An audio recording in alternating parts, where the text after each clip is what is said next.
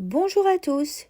Nouvelle vidéo aujourd'hui, nous allons aborder la deuxième partie de l'épreuve de français au brevet des collèges. Vous avez le choix entre deux sujets de rédaction, le sujet d'imagination ou le sujet de réflexion. Dans cette vidéo, je vais vous expliquer ce qu'est le sujet de réflexion. Tout d'abord, sachez que vous disposez d'1h30 pour faire votre rédaction qui sera notée sur 40 points. Objectif du sujet de réflexion. Il ne s'agit pas de faire passer vos convictions personnelles, mais de montrer au correcteur votre capacité à discuter un sujet, votre capacité à envisager les différents aspects d'une même question, votre capacité à peser le pour et le contre. Il évalue votre capacité à débattre et argumenter. Le thème du sujet de réflexion est en rapport avec le texte étudié. Par exemple, au brevet 2023, les élèves sont tombés sur Histoire de ma vie de George Sand, une autobiographie. Le sujet est donc en rapport avec l'autobiographie. Prenons maintenant connaissance du sujet de réflexion donné en 2023. Pourquoi parle-t-on de soi et raconte-t-on sa vie dans des œuvres autobiographiques? Vous répondrez à cette question dans un développement argumenté. Pour illustrer vos arguments, vous vous appuierez sur des exemples précis tirés d'œuvres littéraires et artistiques. Que faut-il faire? Qu'attend-on de vous? Vous devez répondre à la question posée en avançant des arguments, des idées que vous illustrerez avec des exemples précis. Votre travail doit être organisé et structuré et votre expression de qualité.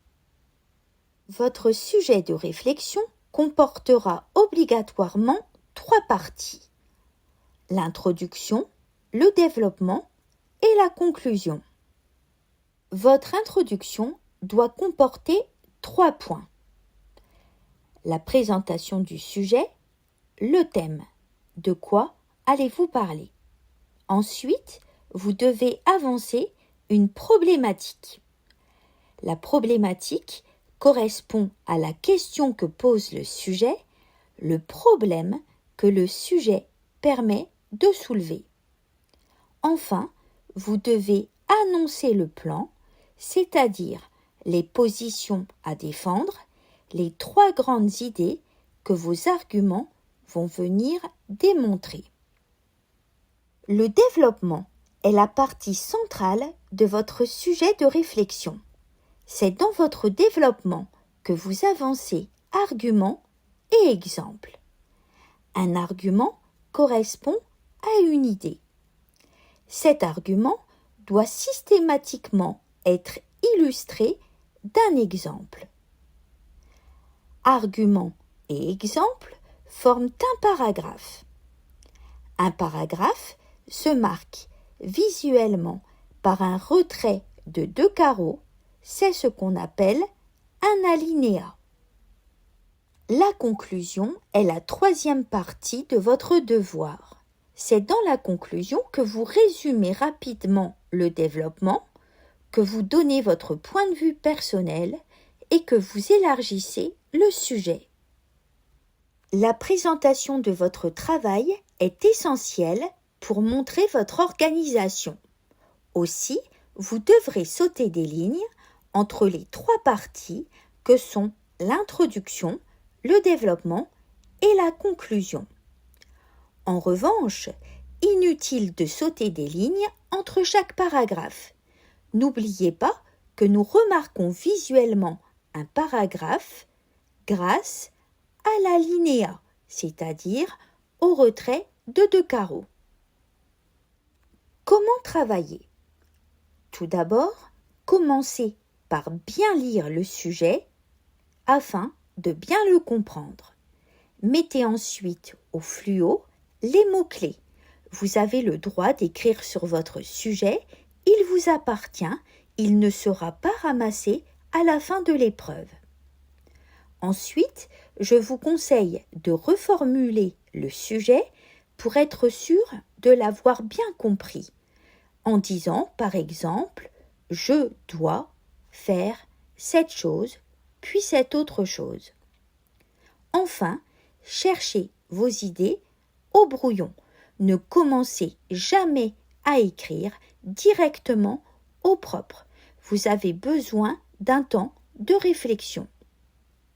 Afin de rechercher vos idées, vous pouvez utiliser plusieurs méthodes. Par exemple, recherchez vos idées sous forme de tirets ou bien dans un tableau ou encore sous forme de carte mentale. Peu importe la méthode, choisissez celle qui vous convient le mieux.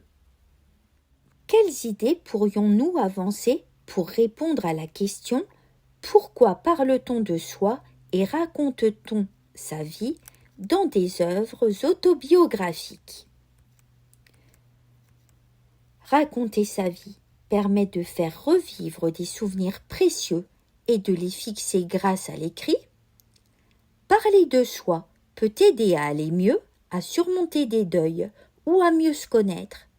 Raconter sa vie permet parfois de donner a posteriori un sens aux événements. Raconter sa vie, c'est aussi tisser des liens avec les autres, partager une expérience et des réflexions avec les lecteurs. Pour faire le sujet de réflexion, il est indispensable d'avancer au moins 3 arguments.